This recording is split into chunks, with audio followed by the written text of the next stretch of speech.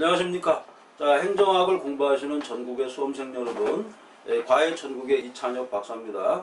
자, 여러분들 행정학 공부하는데 상당히 힘들 거로 봅니다. 왜 그러냐면 행정학은 논문을 축약한 내용이기 때문에 이게 공부하기가 좀 어렵습니다. 애로사항이 많아요. 공부할 때는 전체 분위기를 파악을 해야 됩니다. 우선 그런 다음에 그동안 출제됐던 문제를 잘 응용을 하는 습관을 들여야 됩니다. 아시겠죠? 자, 지난 시간에는 제가 이제 이 파트가 이제 7개 있다 이렇게 말씀드렸어요. 처음에 이제 행정학 통칙 이렇게 있고, 마지막에는 지방자치제도 이렇게 되어 있다고 그랬습니다.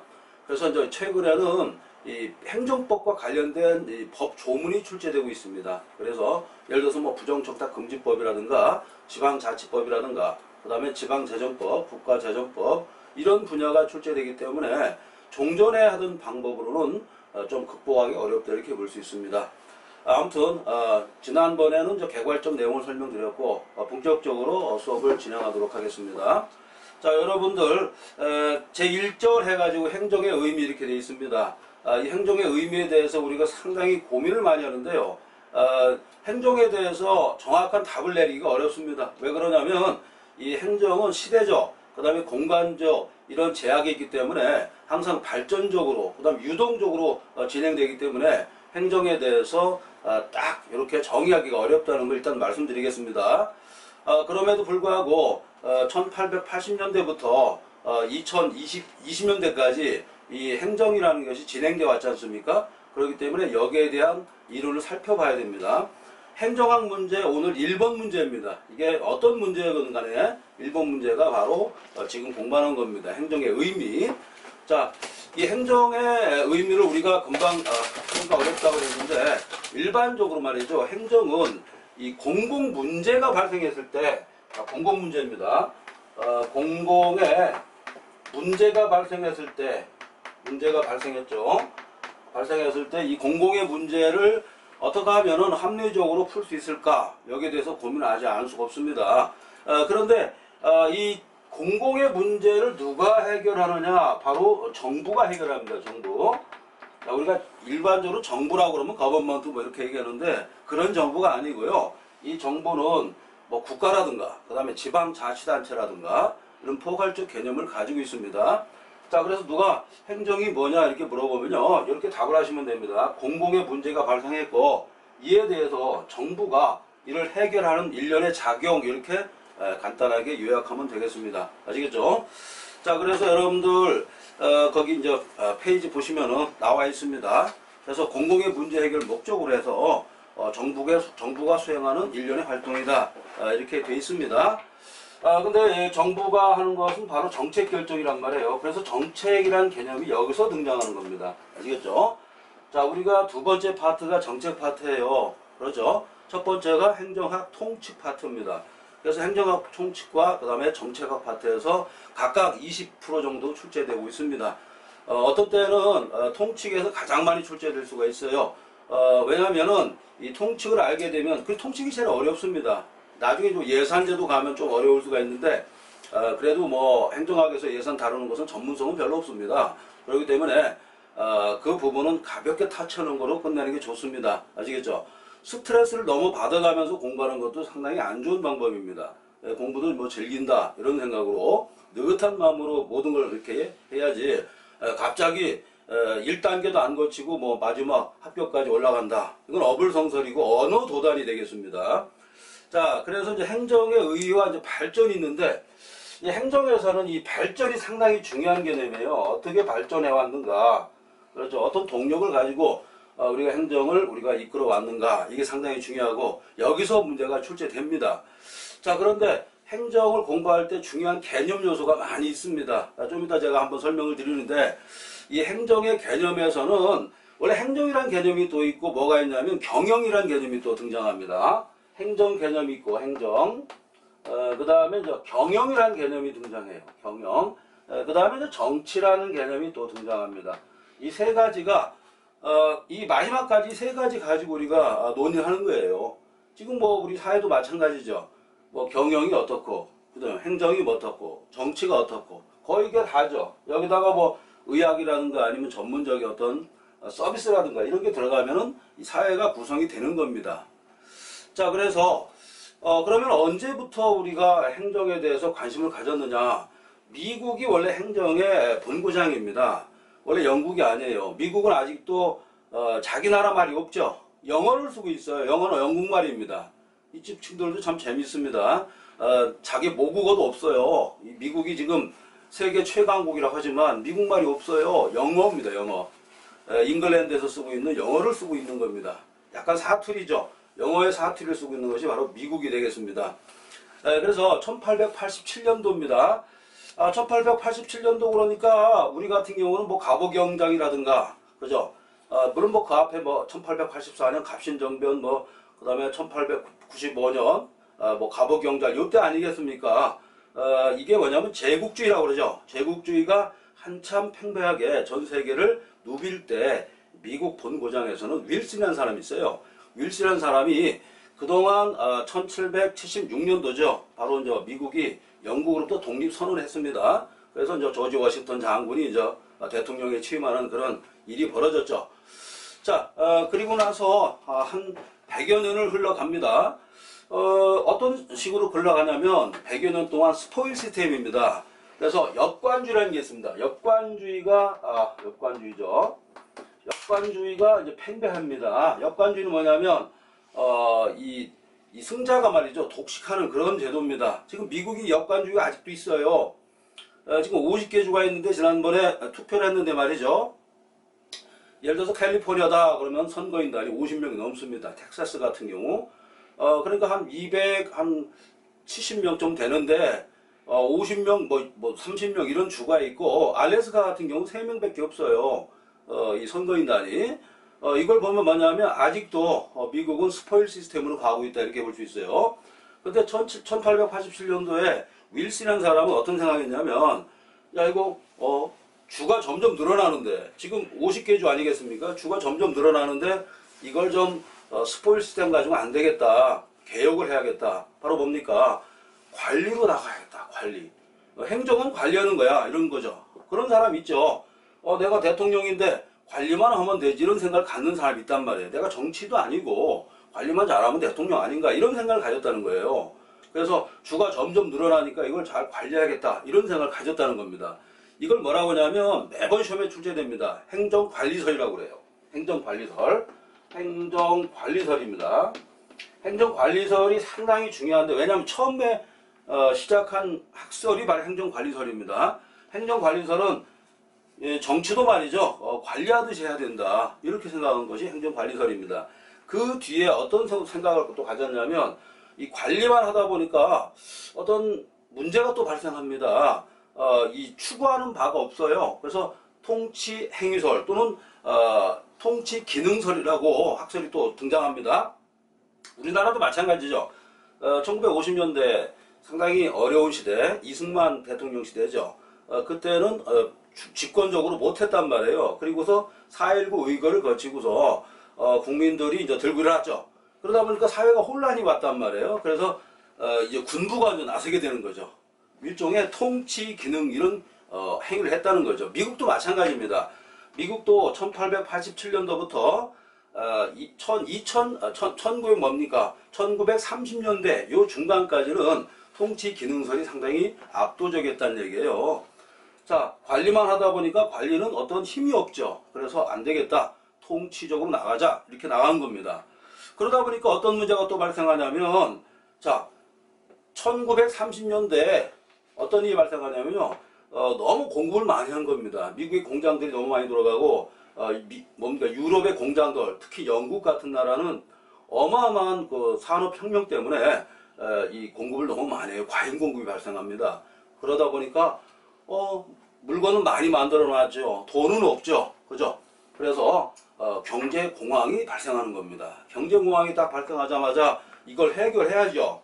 그래서 어떻게 해결할까? 이렇게 나왔던 것이 바로 물론 우리가 공부했던 이 공황을 해결하는 방법이 많았는데 다시 어떤 생각을 가졌냐면 어떤 이 정치라든가 행정이 따로 가면 안 되겠다 이렇게 생각한 거예요. 정치와 행정이 따로 가면은 아무래도 이게 통일된 생각이 없고 추진력이 동력이 약하다 이렇게 생각한 겁니다. 그래서 미국에서 어떤 생각을 했냐면, 자, 정치와 이 행정을 같이 묶어보자. 이렇게 나갔던 겁니다. 그래서 이 흐름이 계속 흘러가다가 1940년대쯤 되니까 또 문제가 또 발생하는 겁니다. 항상 문제가 발생해요. 정부 주도로 약간 나갔는데, 아, 이거 아니다. 정부를 주도로 간 것보다는 인간의 어떤 집단적인 어떤 행태가 더 중요한 거 아니냐. 집단적으로 하는 어떤 행태가 행정이다. 이렇게 봤던 겁니다. 그래서 이때 나왔던 것이 바로 행정 행태론이에요. 행정 행태론으로 우리가 이제 추구하다 보니까 어떤 문제가 또 발생하냐면 1950, 60년대 가니까요. 이 나라마다 발전한 나라도 있고 그다음에 후진한 나라도 있었다는 겁니다. 그래서 야, 이거 뭐 행정에 대해서 행정 어떤 기관이 발전하고 국민이 발전하는 것이 행정이다. 이렇게 본 또 이론이 또 등장하는 겁니다. 바로 이게 발전 행정론이에요. 발전 행정론. 그 밖에 뭐 여러 가지 뭐 비교 행정론도 있고 막 이렇게 나갑니다. 그리고 나서 나중에 어떤 일이 벌어지냐면 지금 행정의 역사를 지금 공부하기 때문에 상당히 어렵습니다. 행정학에서 가장 어려운 부분이 이 부분이에요. 그래서 여기서 탁 손을 놓는 겁니다. 보통. 이게 무슨 얘기냐? 상당히 어려운 거예요. 뭐 행정은 뭐고, 뭐 경영은 뭐고, 정치는 뭐냐, 이거 가지고, 보통 뭐 일반적 책 같은 경우는 앞에 한 20, 30페이지를 차지하고 있습니다. 그만큼 어려운 겁니다. 이 부분이. 자, 그리고 나서, 자, 아니다. 이 행정이라는 것은 국민하고 같이 살아야 된다. 이렇게 나온 것이 바로 거버넌스 사상이 되겠습니다. 이 국민과 합치해가지고 행정을 이끌어 가야 된다. 이런 얘기예요. 이번에 서울시 보궐선거, 4.7 보궐선거에서도 그런 게 좀 나왔지 않습니까? 국민의 어떤 반감을 가졌을 때는 선거에서 패배할 수밖에 없는 겁니다. 이것도 일종의 정치 게임인데, 국민과 함께 가는, 그죠? 함께 행정을 이끌어 가야 되는데, 이게 힘든 겁니다. 아시겠죠? 그래서 이제 이 행정의 흐름을 이제 일단 살펴봤고, 그러면은, 우리나라는 뭐 행정이 없었느냐? 행정이 있었다는 겁니다. 우리나라도 실학사상이 바로 행정인데요. 실학사상 때부터 행정을 우리가 생각했어요. 자, 우리가 조선이 이제 건국되고 600년 동안 왕이 다스린 나라 아니겠습니까? 왕권 실수에 의해서. 그래서 왕이 다스렸는데, 왕의 다스리는 것도 행정이지만, 실질적으로 말이죠. 국민과 백성을 위한 그런 어떤 일종의 행위가 행정 아니냐. 이렇게 봤던 것이 바로 실학사상이에요. 그리고 말이죠. 이 행정에 대해서 가장 연구를 많이 한 사람이 정약용이라는 분이 있죠. 정약용 선생이 행정에 대해서 연구를 했습니다. 상당히 이 선발적인 그런 생각을 가지고 있었다는 겁니다. 그리고 가장 중요한 것은 릭스의 뭡니까 이 비교 행정론이라고 해가지고 이렇기 때문에 우리가 행정학에 대해서 많은 이론을 받아들였습니다. 근데 아까도 모두에도 제가 설명드렸지만은 행정이란 개념이 순영어로 돼 있고 그죠? 독일어로 돼 있는데 이걸 어떻게 해석하느냐에 따라서 방향이 달라진다고 그랬잖아요. 그래서 작년에 행정학 문제 나왔는데요. 오류가 약간 놀라지 마십시오. 20문제 중에서 보통 6문제, 5문제가 오류가 나옵니다. 답이 2개가 나왔어요. 그 이유는 뭐냐? 행정학은 행정법하고 달라요. 행정법은 실정법이고 행정학은 실정법이 아니라 논문을 갖다가 우리가 해석하기 때문에 방향에 따라 다른 겁니다. 아시겠죠? 예를 들어서 뭐 장님이 코끼리 만지기식이에요. 그렇기 때문에 행정학이 답이 나오기 어렵습니다. 답이 2개 나온 경우 상당히 많다. 이렇게 알아두시고 이 본 교재에 지금 제가 문제를 기본 문제를 제가 한 800문제 넣고요. 모의고사 문제를 한 400문제, 1000문제가 들어가 있습니다. 그리고 제가 만든 문제가 이거 말고 상당히 많이 있습니다. 제가 한 거의 10,000문제쯤 되는 것 같아요. 행정학만요. 그래서 행정학은 옛날에 나왔던 문제부터 같이 풀어야 됩니다. 그래야 만점을 맞을 수가 있어요. 자, 다음으로 이번 주 고대 행정을 한번 보도록 하겠습니다. 우리가 이제 이 문명의 발상지가 과연 행정이 있었을까 이런 생각을 해보는데 있었습니다. 예를 들어 이집트 같은 경우도 행정을 했습니다. 왕이 있었지만 그 다음에 중국이죠. 중국은 뭐 여러분들 다 알겠지만은 주나라라고 있습니다. 주나라도 이제 봉건제도거든요. 봉건제도도 일종의 행정인 겁니다. 봉투를 주는 겁니다. 봉투를 주고서 여기 네가 다스려라 이렇게 했던 거죠. 근데 문제가 발생했죠. 여기 다스려라 했더니 여기서 봉기가 일어납니다. 반란이 일어나죠. 그래서 이제 한나라 오면서 9년제로 바뀝니다. 9년제로. 9년제라는 것은 여러분들 일반 행정에서 다 배웠지만은 각 뭡니까 군이라든가 현 같은데 관리를 파견하는 겁니다. 근데 그 당시 한나라도 영토가 상당히 컸단 말이에요. 한의 유방이 이제 한나라를 세웠지 않습니까? 그래가지고 이제 영토를 딱 해가지고 다 파견하다 보니까 역시 문제가 발생하죠. 믿을 건 혈육밖에 없다 이렇게 발생한 겁니다. 그래서 왕망이라는 사람 있죠. 지금 세계사 시간이 되는 것 같지만 이 행정학이 세계사나 마찬가지입니다. 미국의 역사, 중국의 역사, 그 다음에 뭐 이집트의 역사, 영국의 역사 다 알고 있어야 되는 거예요. 그래야 문제 풀기가 쉽습니다. 그래서 지금 중국의 이제 군현제도 이것까지 설명드리는데 왕망이 그 당시에 찬탈했단 말이에요. 그래서 나중에 이제 왕망이 이제 오래 못 가죠. 왕망은 외척입니다. 그리고 나서 왕망을 이제 죽이죠. 그리고 광무제가 이제 후한을 세웠단 말이에요. 후한 세우면서 군국제로 바뀝니다. 가까운 곳은 이게 뭡니까 군현제처럼 관리를 파견하고 멀리 있는 곳은 다스리기 힘드니까 왕족을 파견하고 이렇게 됐던 겁니다. 아시겠죠? 자, 그래서 중국도 역시 있었고요. 그래서 중국에서도 공공행정학이 발전했다 이렇게 볼 수 있습니다. 뭐 노노맹저 뭐 중용대학 이렇게 나왔는데 그 문제도 중요하고요. 자, 그 다음에 행정법 파악에서 또 문제가 뭐냐면 그럼 행정이 분야가 어느 정도 되느냐 이게 또 문제 될 수 있어요. 그래서 입법, 사법, 행정 뻔히 아는 거죠.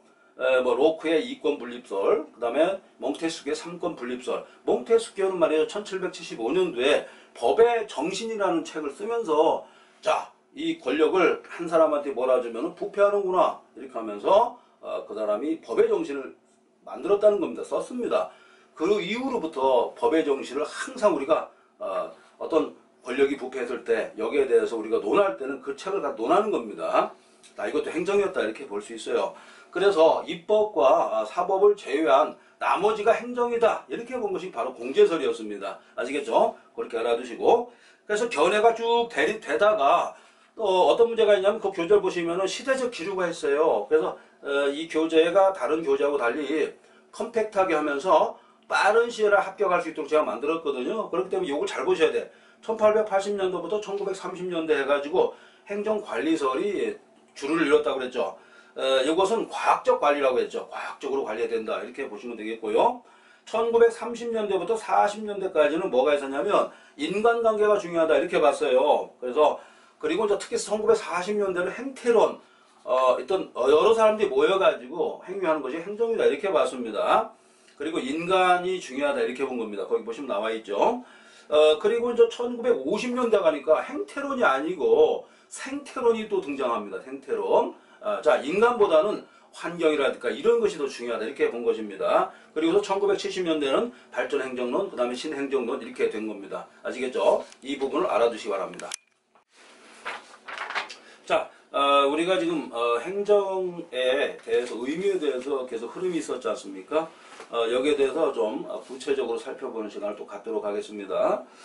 자, 아까도 우리가 이제 모두에서 설명을 드렸는데 행정에 대해서 상당히 의미가 여러 종류란 말이에요. 그 왜 그럴까 봤더니 행정은 바로 사회 현상이라는 겁니다. 사회 현상. 행정은 이제 사회 현상이다. 사회 현상이 되겠습니다. 사회 현상이다 보니까 복잡하지 않습니까? 심플할 수가 없어요. 컴플렉스합니다. 아시겠죠? 그리고 행정학을 하려면 일단 영어 같은 걸 좀 되셔야 돼요. 근데 몰라도 상관없습니다. 문제 푸는데 지장이 없어요. 자, 그리고 이제 이 사회 현상이 시간과 공간 있죠. 시공이라고 그럽니다. 시간과 공간의 제약을 받아요. 그렇기 때문에 때에 따라서 행정이 이거다 이렇게 바뀌는 겁니다. 우리도 뭐 역사를 볼 때 뭐 고구려 백제신라, 뭐 고려, 뭐 조선, 그 다음에 뭐 대한제국, 그 다음에 일제 침략기, 그 다음에 미군정시대, 그 다음에 뭐 1950년대 뭡니까 6.25도 발생했지 않습니까? 6.25도 발생하고 우리 처절한 민족입니다. 우리나라도. 그러다 보니까 이런 걸 알고 계셔야 됩니다. 자, 그리고 이제 우리가 이제 행정학에서 우리가 기준이 되는 것은 뭐냐면 법학적인 측면이 아니라 바로 이제 어떤 규범적인 측면 이런 걸 우리가 생각하는데요. 이것을 사실적이라고 합니다. 사실적. 그 다음에 이제 경험적 성격을 가지고 있다는 겁니다. 경험적. 이게 상당히 좋은 얘기입니다. 어떤 팩트를 보겠다는 겁니다. 어떤 레귤러죠. 이런 게 아니라 팩트를 봅니다. 그래서 팩트가 쌓이면 사실 역사가 되는 건데 사건이 쌓이면 역사가 되지 않습니까? 그래서 사실적이고 경험적인 걸 보겠다. 시대 흐름에 따라서 행정에 대해서 이론이 바뀐다는 겁니다. 자, 제가 모두에 설명드렸듯이 행정의 이론, 여기서 한 문제에서 두 문제 나온다고 그랬잖아요. 20문제 중에서 상당히 포인트가 있는 부분이에요. 자, 1987년이죠. 1987년도부터 1930년대까지는 어떤 일이 있었냐면 이 미국의 경험적으로 봤을 때 이 당시에는 말이죠. 미국의 격동기였어요. 미국이 말이죠. 점점 알래스카 아시죠? 여러분들 알래스카도 막 사고 이럴 때예요. 여러분들 좀 재미난 얘기 좀 해주는데 미국이 말이죠. 캘리포니아까지 러시아 땅이었다는 거 아시죠? 지금은 이제 샌디에이고라고 그러죠. 샌디에이고 바로 위까지. 물론 밑에는 멕시코입니다. 캘리포니아 주가 러시아 땅이었다는 거예요. 캐나다는 다 러시아 땅이고. 근데 미국이 이 당시에 알래스카를 샀습니다. 앵커리지 아시죠? 이걸 샀습니다. 역시 경험적인 거죠. 경험적. 자, 그래서 이 미국이란 땅이 점점 커졌다는 말이에요. 그래서 이걸 어떻게 할까 봤더니 역시 관리를 해야겠다 이런 얘기죠. 관리를 해가지고 관리라는 게 뭐예요? 요소를 적재적소해서 배치시킨 관리잖아요. 이렇게 나갔다는 겁니다. 자, 그래서 이거는 정치가 결정한 어떤 법률이나 정책을 합리화 구체적했다 이렇게 볼 수가 있는 겁니다. 자, 여기가 포인트가 되겠습니다. 여기서 시험 출제되겠습니다. 공공사무를 관리하는 것이 행정이다 이렇게 봤다는 겁니다. 대표적인 사람이 제가 얘기했죠. 윌슨입니다. 윌슨은 항상 시험에 출제되고 있습니다. 이 사람이 개척자거든요. 그 전에는 역관주였어요. 스포일 시스템입니다. 행정학은 순영어입니다. 영어하고 무슨 독일어 이런 거예요. 그래서 어학을 좀 잘하시는 분이 행정학을 잘할 수가 있습니다. 자, 그래서 이건 뭐냐면 정치와 행정이 다르다 이렇게 봤습니다. 그래서 정치하고 말이죠. 행정하고 다르다 이렇게 봤죠. 행정과 다른 것이다. 같은 게 아니야. 이렇게 본 것이 바로 이 행정관리설이 되겠습니다. 요거는 다른 말로 해서 뭐라고 하냐면 공사행정 이원론이라고 그럽니다. 그래서 이제 정치행정 이원론이라고 그러는데요. 이원론. 이걸 다른 말로 뭐라고 하냐면 공사행정 이론론이라고 그럽니다. 여기서 우리 수험생분들이 틀립니다. 자, 어렵죠? 정치와 행정은 두 개 다른 것이다.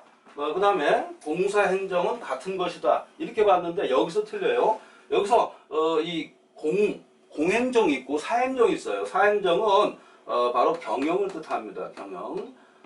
여기서 매니지먼트라고 그러죠. 그래서 이거는 정치와 경영이 같다 이렇게 본 겁니다. 자, 관리하니까. 그렇지만 정치와 행정은 다르다고 봤어요. 자, 여기서 헷갈리면 안 됩니다. 보통 한 90% 이상이 여기서 헷갈려가지고 여기서 이제 행정학 너무 어렵다. 사실 제일 어려운 시험 문제가 행정학하고 행정법입니다. 최근에 가장 힘들게 나옵니다. 왜 그러냐면 내년부터 필수가 되기 때문에 행정직으로 간다든지 어떤 직으로 가든 행정사 마찬가지죠. 필수가 되기 때문에 이게 상당히 고급진 그런 학문이 됐습니다. 그래서 웬만큼 공부해가지고는 점수를 못 받아요. 제가 하라는 대로 해야 됩니다. 그러면은 만점까지 맞을 수가 있습니다. 자, 이게 이렇게 해가지고 여기는 윌슨, 가장 중요한 사람이 윌슨이라고 했죠. 그 다음에 굿나우, 영어로 되어 있습니다. 굿나우. 그 다음에 화이트, 그 다음에 대표적인 사람이 굴릭이라는 사람이 있습니다. 이렇게 알아두시기 바랍니다. 가장 중요한 사람이 윌슨입니다. 윌슨. 그 다음에 굿나우. 참 재밌죠. 굿, 좋다. 나우. 지금 좋다. 미국 사람 이름이 재밌어요. 그 다음 화이트. 누가 뭐 백인 아니랄까 화이트 이렇게 얘기하죠. 자, 그래서 이제 공사행정은 공행정과 경영을 뜻한다. 아까 말씀드렸죠.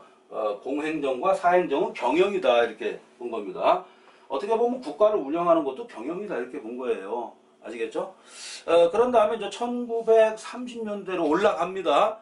이 중간까지는 행정관리설이 이제 지배했다 이렇게 볼 수 있어요. 그래서 1번 문제가 이거예요. 아까도 얘기했지만 윌슨이라든가 굿나우, 화이트 이런 사람입니다. 사람 이름도 상당히 중요하고 학자들이 많아요. 미국의 대통령들은 보통 경제학자가 대통령 되는 경우가 많습니다. 아시겠죠?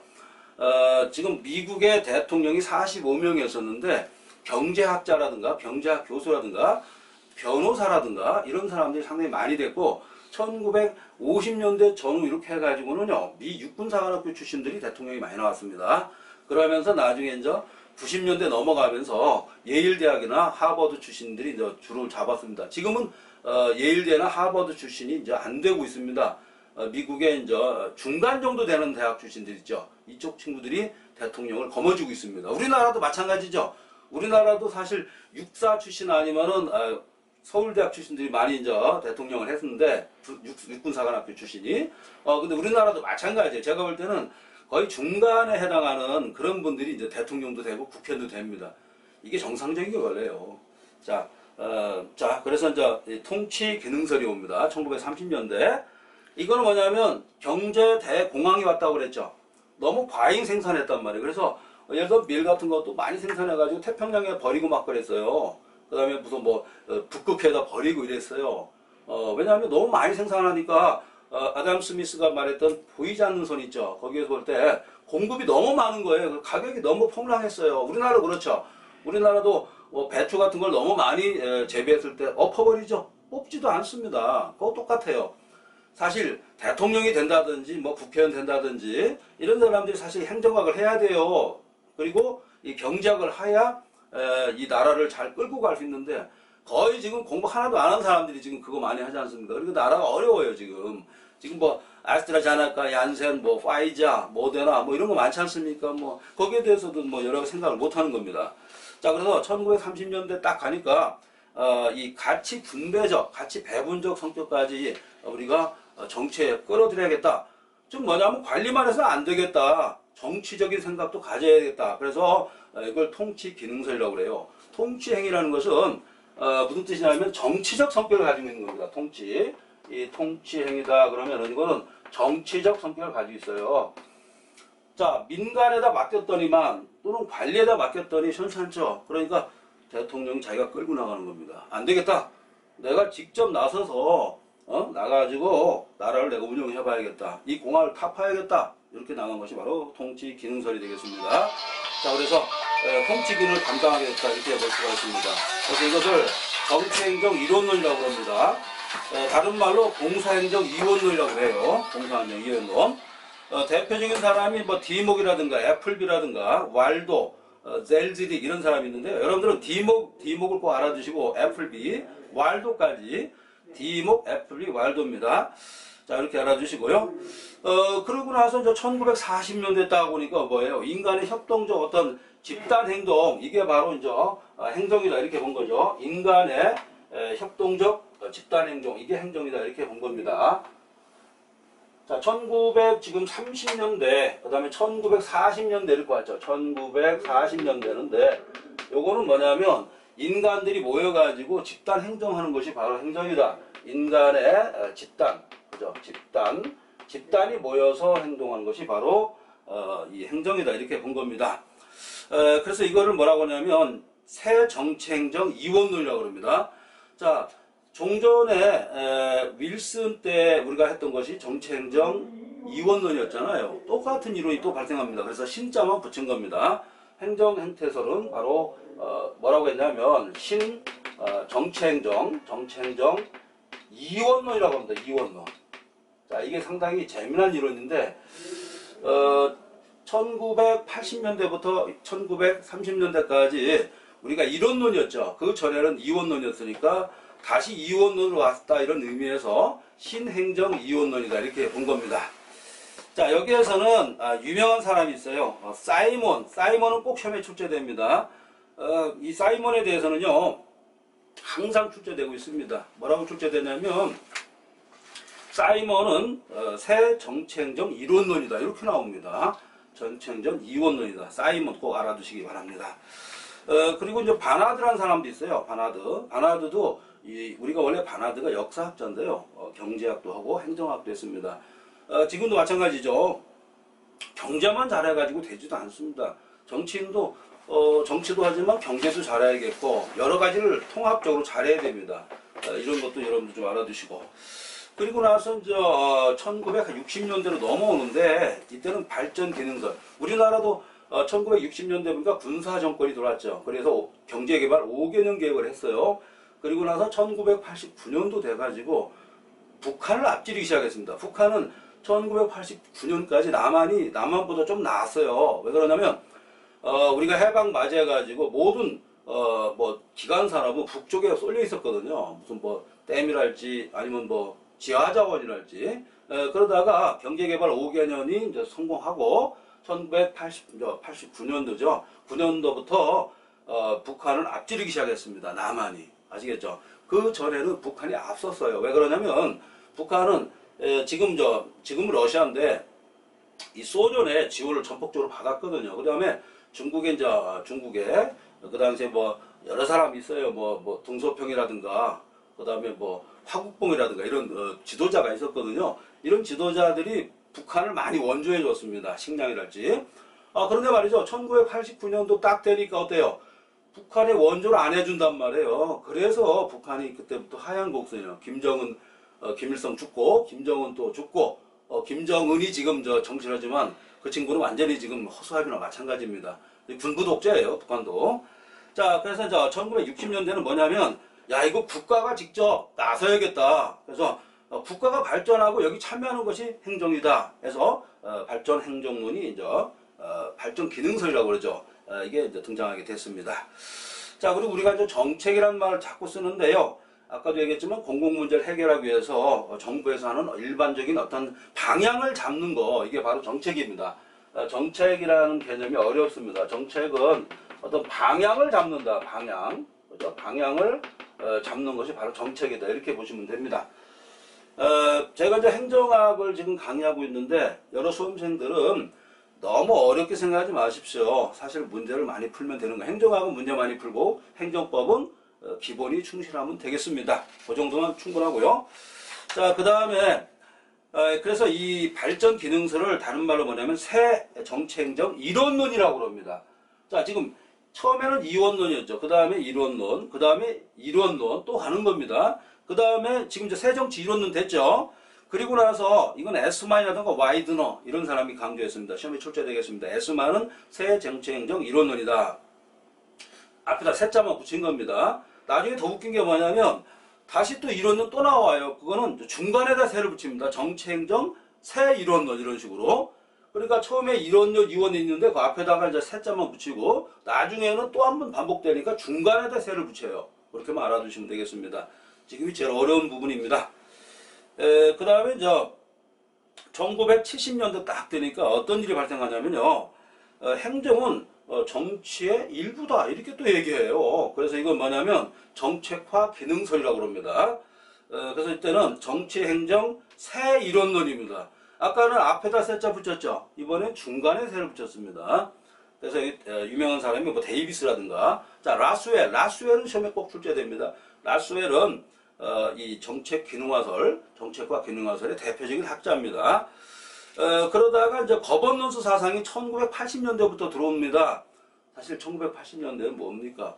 영국의 대처 수상이 슬슬 들어오는 거 아니겠습니까? 대처리즘. 그 다음에 이제 미국으로 더 넘어가면 뭡니까?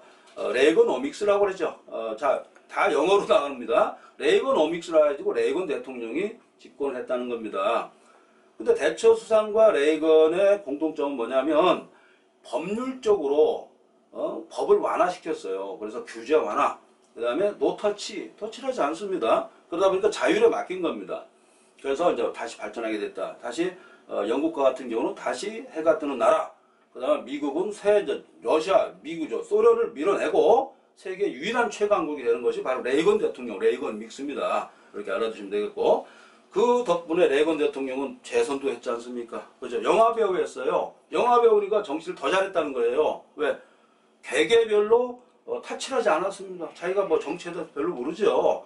그러니까 뭐 얼굴도 잘생기고 멋있게 생겼지 않습니까? 그런데 아이러니하게도 터치를 하지 않으니까 미국이 전 세계 넘버원 국가가 됐다는 겁니다. 지금 유엔 회원국이 193개거든요. 193개국 중에서 최강국이에요. 그렇게 알아두시면 되겠습니다. 자, 그래서 정책화 기능설까지 했고 국가 기능설 했습니다. 1980년대 딱 보니까 정부가 여기서 케인즈 경제학을 생각해요. 1967년대는 케인즈 경제학은 뭐냐면 적극적으로 이렇게 관여하는 것이 케인즈 경제학이에요. 그런데 그러다 보니까 자율이 없어요. 그래서 안 되겠다 해서 나온 것이 바로 거버넌스 사상이다. 즉 정부 기능을 축소시켰다는 겁니다. 이렇게 알아두시면 되겠고요.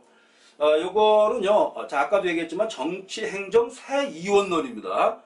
자, 처음에 이원론 시작했고, 그 다음에 앞에다가 새 이원론 했고, 그 다음에 마지막으로는 중간에다 새를 넣습니다. 이렇게 돌아가는 걸 좀 알아두시기 바랍니다. 그리고 이제 1990년대 딱 오니까 뭡니까? 그동안 거버넌스 사상보다 더 좋은 게 있다. 뉴 거버넌스로 들어왔다는 겁니다. 아시겠죠? 자, 이 부분을 여기에서 강조했던 사람은 바로 로더스라든가 프레드릭슨. 프레드릭슨은 꼭 알아두시기 바랍니다. 아시겠죠? 자, 수고하셨습니다.